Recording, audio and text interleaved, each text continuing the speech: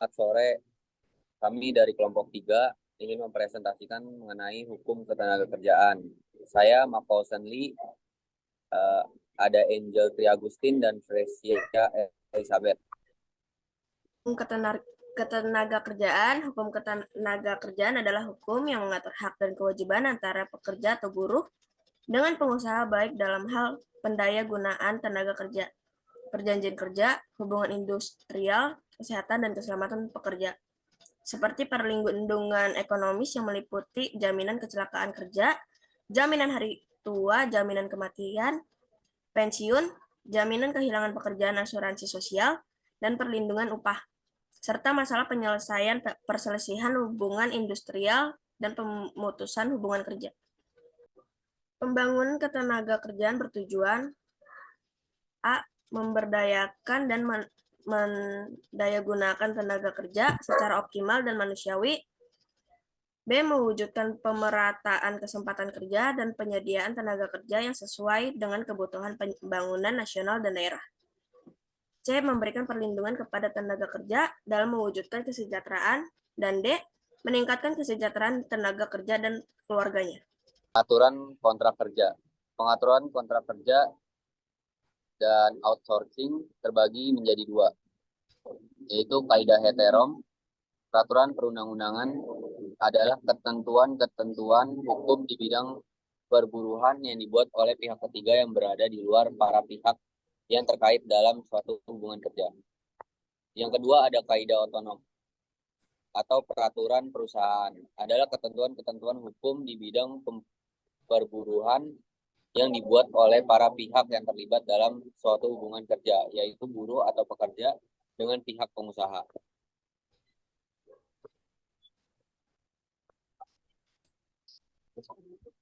Pengaturan kontrak kerja pasal 56 UU Cipta Kerja Klaster Ketenagakerjaan atau perjanjian kerja waktu tertentu. 1. Perjanjian kerja dibuat untuk waktu tertentu atau untuk waktu tidak tertentu. 2. Perjanjian kerja untuk waktu tertentu sebagaimana dimaksud pada ayat 1 didasarkan atas A. Jangka waktu atau B. Selesainya suatu pekerjaan tertentu. 3. Jangka waktu atau selesainya suatu pekerjaan tertentu sebagaimana dimaksud pada ayat 2 ditentukan berdasarkan perjanjian kerja. 4. Ketentuan lebih lanjut mengenai perjanjian kerja waktu tertentu berdasarkan jangka waktu atau selesainya suatu pekerjaan tertentu diatur dalam peraturan pemerintah.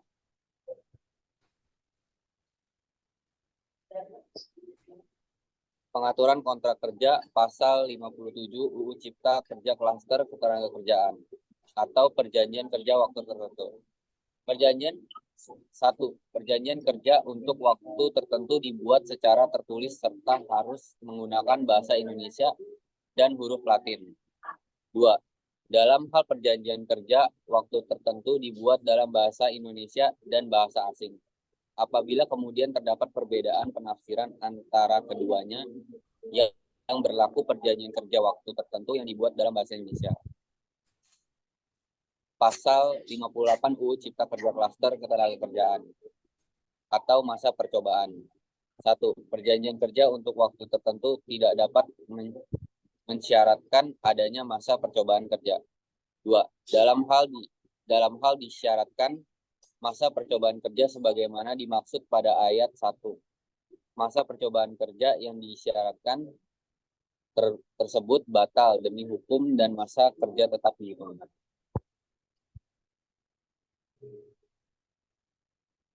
Pengaturan kontrak kerja pasal 59 UU Cipta Kerja Klaster Ketenagakerjaan atau syarat PKWT. 1. Perjanjian kerja untuk waktu tertentu hanya dapat dibuat untuk pekerjaan tertentu yang menurut jenis dan sifat atau kegiatan pekerjaannya akan selesai dalam waktu tertentu, yaitu sebagai berikut. A. Pekerjaan yang sekali selesai atau yang sementara sifatnya. B. Pekerjaan yang diperkirakan penyelesaiannya dalam waktu yang tidak terlalu lama. C. Pekerjaan yang bersifat musiman. D. Pekerjaan yang berhubungan dengan produk baru, kegiatan baru, atau produk tambahan yang masih dalam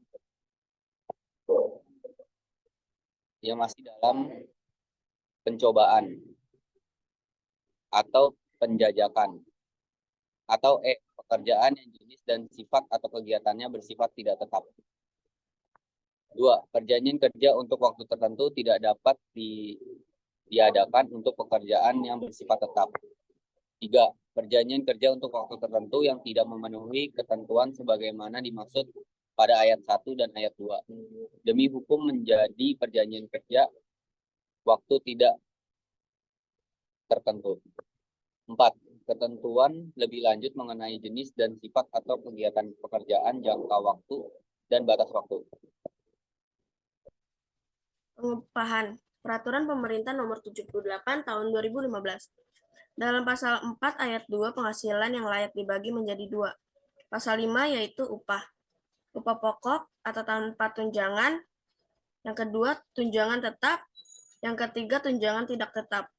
Pasal 6 sampai 7 non upah, yaitu 1 bonus, kedua uang pengganti fasilitas kerja, ketiga uang servis pada usaha tertentu, keempat tunjangan hari raya atau pasal 7. Pengaturan waktu istirahat dan cuti. Perbandingan waktu istirahat dan cuti menurut Undang-Undang Nomor 13 Tahun 2003 tentang ketenaga kerjaan. Nomor 1, syarat antara jam kerja.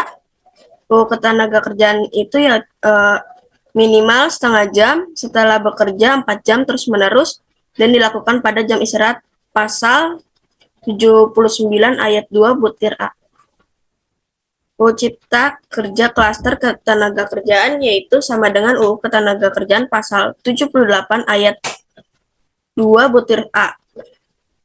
Nomor 2, istirahat mingguan. A. 1 hari dalam 6 hari kerja dalam 1 minggu. B. 2 hari dalam 5 hari kerja dalam 1 minggu. Pasal 79 ayat 2 butir B. Paling sedikit 1 hari untuk 6 hari kerja dalam 1 minggu. Pasal 79 ayat 2 butir B. Yang ketiga, cuti tahunan. Sekurang-kurangnya 12 hari kerja setelah bekerja selama 12 bulan secara terus-menerus pasal 79 ayat 2 butir C. Sama dengan UU Ketenagakerjaan. 4.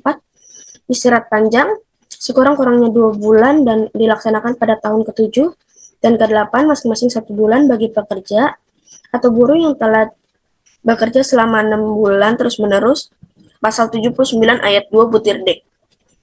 Pada perusahaan tertentu diatur berdasarkan perjanjian kerja atau peraturan perusahaan atau PKB pasal 79 ayat 5. Yang kelima, cuti haid. Pekerjaan atau buruh perempuan dalam masa haid merasakan sakit tidak wajib bekerja, pasal 81. Sama dengan UU Ketenagakerjaan. Nomor 6, cuti melahirkan. 1,5 bulan sebelum dan setelah pasal 82 ayat 1 sama dengan UU Ketenagakerjaan. Nomor 7, cuti keguguran 1,5 bulan pasal 82 ayat 2 sama dengan UU Ketenagakerjaan. Pengaturan PHK. Peraturan berakhirnya perjanjian kerja diatur dalam Undang-Undang Nomor 13 Tahun 2003 dalam pasal 61. Perjanjian kerja berakhir apabila A. Pekerja atau buruh meninggal dunia. B. Berakhirnya jangka waktu perjanjian kerja. C. Selesainya suatu pekerjaan tertentu. D. Adanya putusan pengadilan dan atau putusan lembaga penyelesaian perselisihan hubungan industrial yang telah mempunyai kekuatan hukum tetap. Atau E. Adanya keadaan atau kejadian tertentu yang dicantumkan dalam perjanjian kerja, peraturan perusahaan, atau perjanjian kerja bersama yang dapat menyebabkan berakhirnya hubungan kerja.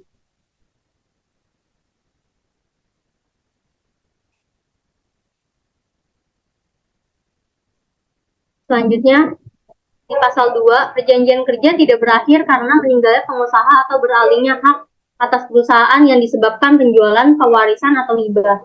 Pasal 3, ayat ketiga, dalam hal terjadi pengalihan perusahaan, maka hak pekerja atau buruh menjadi tanggung jawab pengusaha baru, kecuali ditentukan lain dalam perjanjian pengalihan yang tidak mengurangi hak pekerja atau buruh. Ayat keempat, dalam hal pengusaha, orang perseorangan meninggal dunia, ahli waris pengusaha dapat mengakhiri perjanjian kerja setelah merundingkan dengan pekerja atau buruh. 5. Dalam hal pekerja atau buruh meninggal dunia, ahli waris pekerja atau buruh berhak mendapatkan hak-haknya sesuai dengan peraturan perundang-undangan yang berlaku atas hak-hak yang telah diatur dalam perjanjian kerja, peraturan perusahaan, atau perjanjian kerja bersama.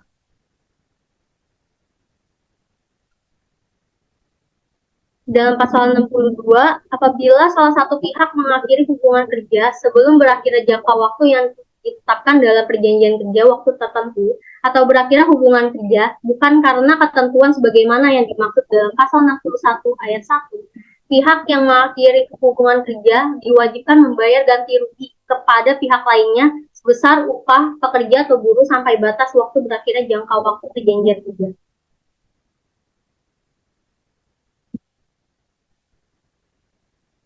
Dalam pasal 154A Undang-Undang Cipta Kerja Klaster Ketenagakerjaan, berikut adalah alasan PHK.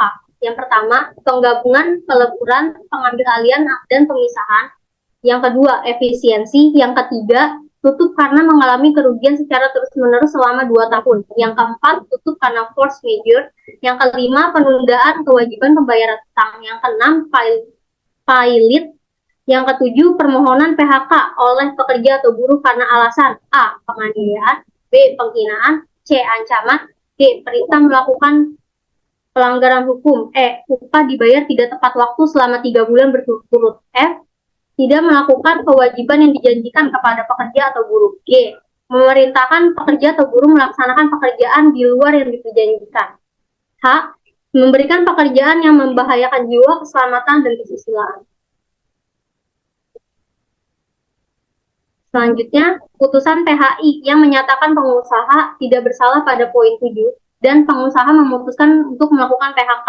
Yang ke-9, pekerja atau buruh mengundurkan diri. 10, pekerja buruh mangkir selama 5 hari kerja atau lebih berturut-turut tanpa keterangan secara tertulis. Yang ke-11, pekerja atau buruh melakukan pelanggaran PKP atau peraturan perusahaan yang telah diberikan SP1, SP2, dan SP3. Yang ke-12, pekerja atau buruh tidak dapat melakukan pekerjaan selama 6 bulan akibat ditahan pihak yang berwajib. Yang ke-13, pekerja atau buruh mengalami sakit berkepanjangan selama 12 bulan. Yang ke-14, pekerja atau buruh memasuki usia pensiun. Yang ke-15, pekerja atau buruh meninggal dunia. Pasal 160 ayat 1 Undang-Undang Cipta Kerja Klaster Ketenagakerjaan PHK karena tindak pidana. Dalam hal pekerja atau buruh ditahan pihak yang berwajib karena diduga melakukan tindak pidana bukan atas pengaduan pengusaha, maka pengusaha tidak wajib membayar upah, tetapi wajib memberikan bantuan kepada keluarga pekerja atau buruh yang menjadi tanggungannya dengan ketentuan sebagai berikut. A. Untuk 1 orang tanggungan 25% dari upah. Untuk 2 orang tanggungan 35% dari upah. 3 orang tanggungan 45% dari upah. Dan untuk 4 orang tanggungan atau lebih sekitar 50% dari upah.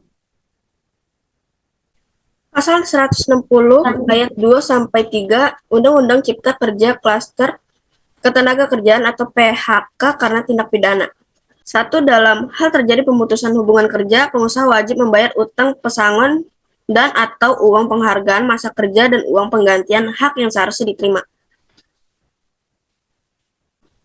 2. Bantuan sebagaimana dimaksud dalam ayat 1 diberikan untuk paling lama 6 bulan takwin terhitung sejak hari pertama pekerja atau buruh ditahan oleh pihak yang berwajib. Yang ketiga, pengusaha dapat melakukan pemutusan hubungan kerja terhadap pekerja atau buruh yang setelah 6 bulan tidak dapat melakukan pekerjaan sebagaimana mestinya karena dalam proses perkara pidana sebagaimana dimaksud pada ayat 1. Sekian dari kelompok kami, kurang lebihnya mohon maaf.